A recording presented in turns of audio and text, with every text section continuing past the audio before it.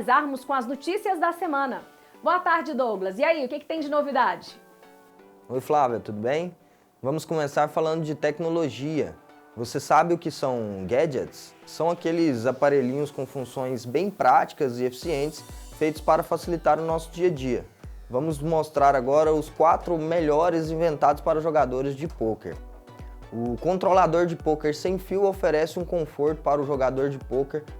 A possibilidade de não depender de mouse, teclado ou conexão fixa é o que mais chama atenção nesse produto. O controlador sem fio foi projetado para atender uma necessidade específica: atender o jogador de pôquer online de maneira agradável e fácil de dominar, algo que fique assim bem prático para que ele possa jogar com mais conforto.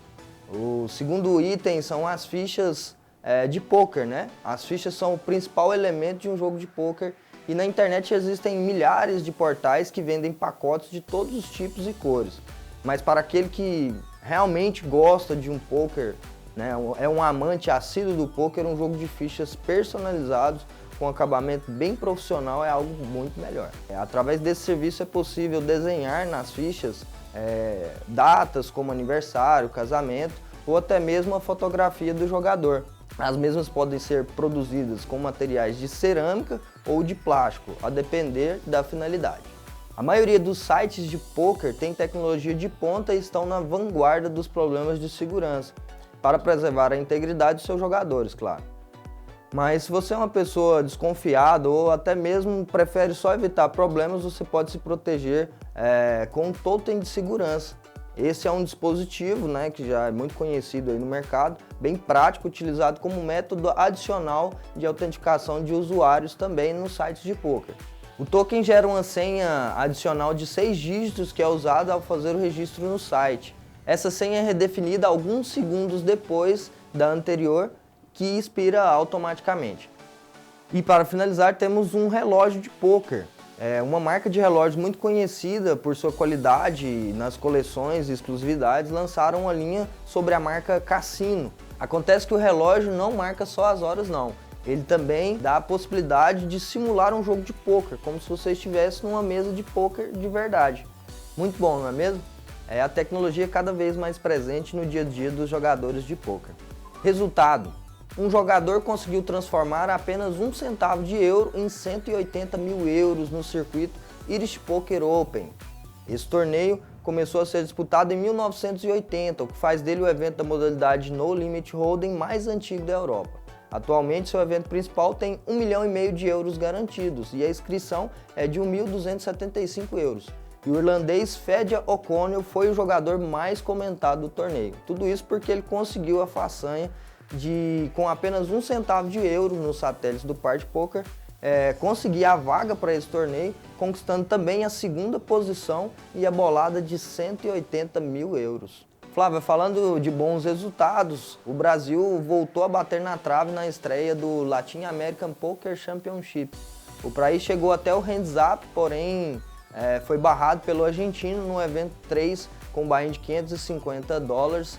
O argentino Roberto Bianchi impediu a vitória brasileira, enquanto o campeão embolsou aí $50 mil, o brasileiro Fernando Araújo recebeu a quantia de $31.200 pela 2ª colocação. O cearense Bruno Foster, que também chegou na mesa final desse torneio, recebeu aí $4 mil pela 8ª posição. Aprendendo com o mestre, o campeão mundial de pôquer André Acari ensina como começar a carreira profissional de um jogador de pôquer. André Acari, um dos únicos brasileiros com o bracelete da WSOP, considerado mundial de pôquer, produziu um vídeo muito interessante, publicado recentemente no YouTube, no seu canal do YouTube, né? Ele ensina de maneira muito simples como é possível um jogador ou uma pessoa comum iniciar a sua carreira de pôquer, né, como jogador profissional. Basicamente, o ensinamento é baseado em 3 pilares: o controle de bankroll, o grande volume de jogos e, com certeza, aí, muito estudo. Os 3 são fundamentais para quem almeja viver do esporte da mente. Campeonato Brasileiro. A 2ª etapa da temporada 2018 do BSOP marca o retorno do maior circuito da América Latina de pôquer à capital federal. O BSOP Brasília, que acontece entre os dias 5 e 10 de abril no Centro de Convenções e Eventos do Brasil 21, já reuniu um grande número de jogadores em suas edições anteriores, em 2014 e 2015. E para essa etapa, a organização anunciou uma premiação garantida de 4 milhões, em 9 torneios, aproximadamente. O maior destaque desses torneios é o My Event, com um garantido de 2,5 milhões para os jogadores que premiarem na etapa. Celebridades. Neymar está no Brasil se recuperando de uma lesão e aproveita para praticar o seu esporte da mente favorito. Recuperando-se de uma lesão no pé, o craque tem se dedicado à sua agenda rotineira, né? E parte do seu tempo ele tem dedicado também às mesas de pôquer. Depois de organizar um torneio em sua casa no Guarujá no último final de semana e também de comparecer à H2 Clube na última terça-feira, Neymar resolveu grindar aí pesado no PokerStars também na última quarta-feira, dia 22. Não se sabe exatamente quantos torneios o craque jogou na sua reta, já que Neymar decide bloquear as suas estatísticas aí, mas é certo que ele fez a mesa final do The Big 33, a competição que registrou 757 inscritos. Neymar foi o primeiro eliminado da mesa final e embolsou uma quantia aí de $251. Essa foi a quarta vez em março que o atacante brasileiro jogou no PokerStars. Polêmica da semana. Uma jogadora pretende disputar o My Event da WSOP, o maior evento de poker do mundo, disfarçada de homem. É isso mesmo. Antes mesmo da sua 49ª edição, a WSOP já está envolvida em uma polêmica que vai render aí muitas discussões. De acordo com o site Card Player, para promover o seu livro A Viúva Negra do Poker, a jogadora pretende participar disfarçada de homem. Segundo a autora, que não quis se identificar, o preconceito de gênero no jogo é o que mais afasta as mulheres dos feltros. Caso ela seja pega, vai ser expulsa do evento sem a devolução dos seus $10 mil de inscrição. Será que vai dar certo? Obrigado, Flávia, por hoje é só. Na semana que vem eu volto com mais novidades. Valeu, Douglas! Até sábado que vem.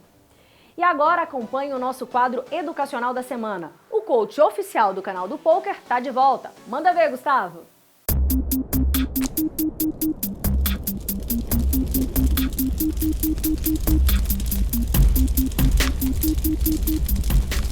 Fala galera, alô você! Com vocês, Kaká, Gustavo, Kaká, e na nossa aula de hoje vamos falar um pouco sobre valores de aposta, quais pensamentos que devemos ter e quanto devemos apostar. Lembre-se que na nossa aula anterior falamos sobre as razões para apostar no poker e aqueles conceitos serão importantes na nossa aula de hoje. Bem, inicialmente vamos entender no que devemos pensar antes de realizar uma aposta. No geral, temos que pensar primeiro se devemos se betar, fazer uma aposta, segundo, o motivo para apostarmos e terceiro, qual valor de aposta devemos fazer pensando nos ranges, beleza? Vamos a um exemplo para entender isso um pouco melhor. Vamos a um exemplo para tentar identificar melhor o valor de aposta a ser utilizado e quais os conceitos por trás disso. Abrimos aqui um raise da posição do TG com 8-7 suited, num cenário deep, e o Big Blind deu call. No deep stack é quando a gente tem grande quantidade de fichas, ok? Bate-se o flop Ás, 2 e Valete, o Big dá check, e o primeiro pensamento é se nós devemos ou não se betar esse flop.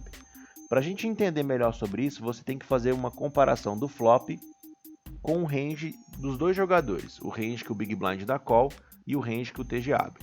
Se a gente fizer uma comparação sobre isso, você vai verificar que o TG acerta muito mais esse flop do que o Big Blind, certo? Porque o TG abre os ases fortes, bastante valete, então em teoria o board acerta mais o range do TG do que o do Big Blind, que o Big Blind tem um range muito amplo de call.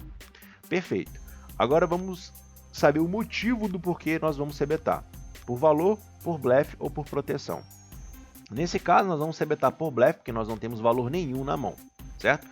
Sobre esses conceitos nós falamos no programa da semana passada, ok?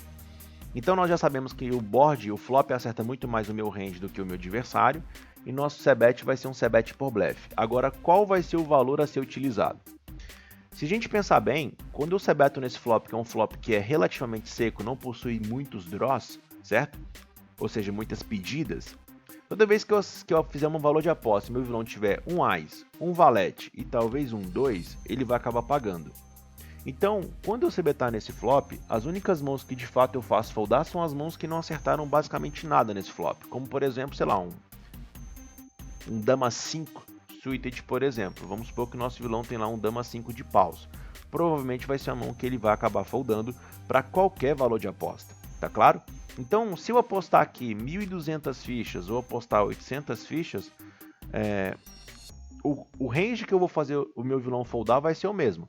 Toda vez que meu vilão tiver um Ás, um valete e um 2, ele vai pagar, no geral, tanto 1.200 quanto 800. E toda vez que ele não tiver absolutamente nada, ele vai foldar tanto para 1.200 como para 800. Ou seja, não tem por que eu fazer 1.200 se o valor de aposta de 800 fichas tem o mesmo efeito. Tá claro? Então aqui faríamos em torno de 1/3 do pote. 800 fichas nesse caso. O vilão foldou e a gente puxa o pote. Nesse exemplo, conseguimos perceber os pensamentos que temos que ter para escolher o valor da aposta a ser utilizado. Fique atento, pois muitas vezes o valor de aposta mais baixo terá o mesmo efeito ou um efeito muito parecido com o valor de aposta alto, o que torna desnecessário fazer um valor de aposta muito elevado. Vamos ver um outro exemplo. Vamos a um exemplo agora em que temos valor e vamos ver como é que o valor da aposta do pós-flop funciona. Nós subimos par de 8 de mão, o Big Blind dá call, bate-se o flop e ele dá check. Nesse caso nós não precisamos pensar muito sobre se esse flop acerta mais o range do Big ou nosso, porque nós vamos c-betar nesse flop por valor 100% das vezes. E nesse caso ele é por valor porque a nossa mão é muito forte, e não só por isso, né, porque também nós vamos receber bastante call de mãos piores. E é pensando nesse motivo, né, que nós recebemos call de mãos piores, que nós vamos pensar no valor da aposta. Quando eu apostar nesse flop, provavelmente o meu vilão nunca vai foldar um flush draw, nunca vai foldar um valete, nunca vai foldar uma pedida de sequência como 9 e 10, muitas vezes um 10 e dama também vai acabar não largando, algo nesse sentido. Toda vez que ele tiver, por exemplo, também acredito que 9, 9, 10, 10, ele não vai foldar. Então você pode perceber que existem muitas combinações de mãos que a gente vai apostar nesse flop, vai receber call e vai estar extraindo ficha, certo? Pelo menos no momento do flop. Então, qual o valor a ser utilizado aqui?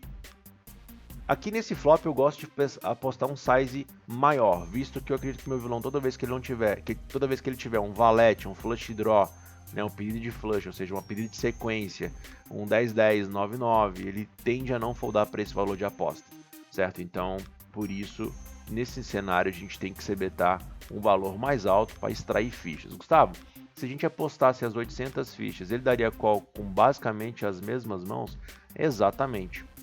O problema é que apostar 800 fichas aqui, a gente está deixando de extrair fichas do nosso adversário, visto que ele pagaria, nesse caso, por exemplo, 1.500 fichas, com todos esses combos que a gente acabou de falar, certo? Então não tem razão para fazer 800 se ele tende a pagar 1.500. Então é como se fosse algo nesse sentido. Ele está lá com flush draw e ele fala assim, olha, você vai apostar 800? Tudo bem, eu vou pagar, mas se você tivesse apostado 1.500, eu pagaria também.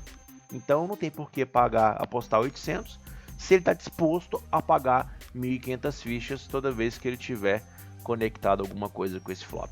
Sabe, mas acho que quando você aposta 1.500 fichas, ele vai acabar foldando um 2 e 3, por exemplo. Mas filho, se você apostar 800, ele vai foldar igual, certo? Então eu não estou pensando no meu valor de aposta em relação com 2 e 3. Eu estou pensando no meu valor de aposta em relação às mãos que ele vai dar call, tá claro? Exemplo, vimos que como era um flop muito conectado, o seu vilão poderia ter bastante draws naquela situação. Ou seja, deveríamos c-betar um valor de aposta maior. Agora vamos elevar um pouquinho mais o nosso patamar de pensamento e pensar um pouco mais sobre como o nosso range agiria naquela situação. Não a nossa mão, o nosso range. Vamos a um exemplo.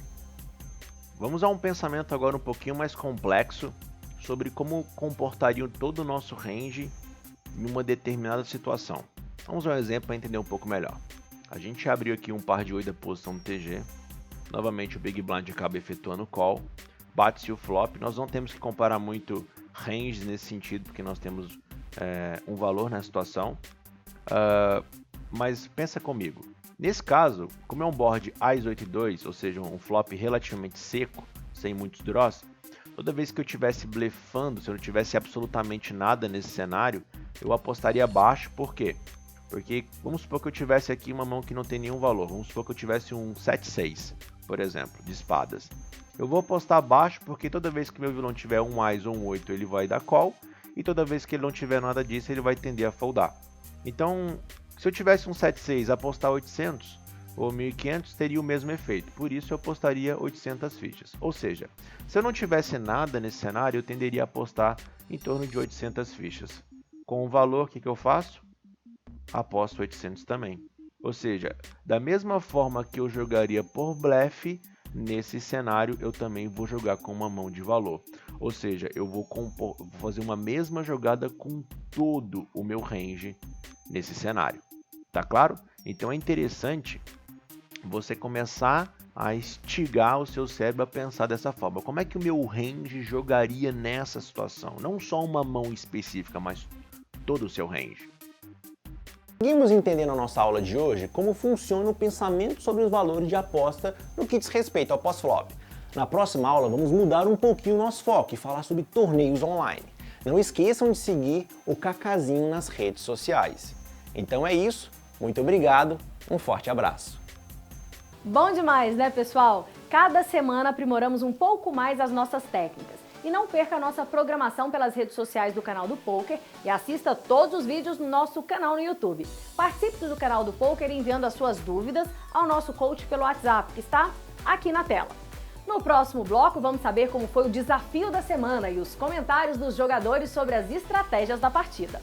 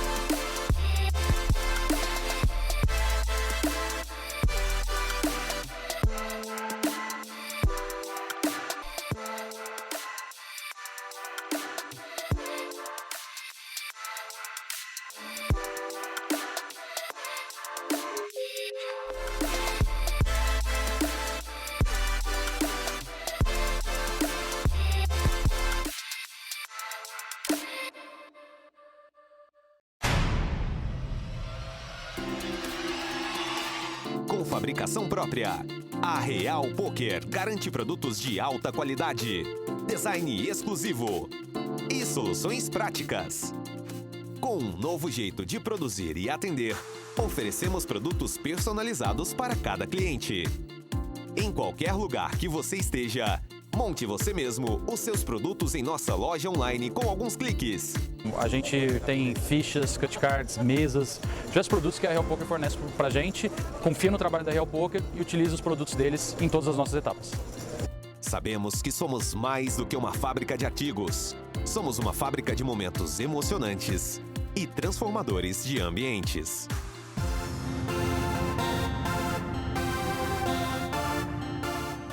Real Poker, levando a emoção do poker para todos os cantos do Brasil e do mundo.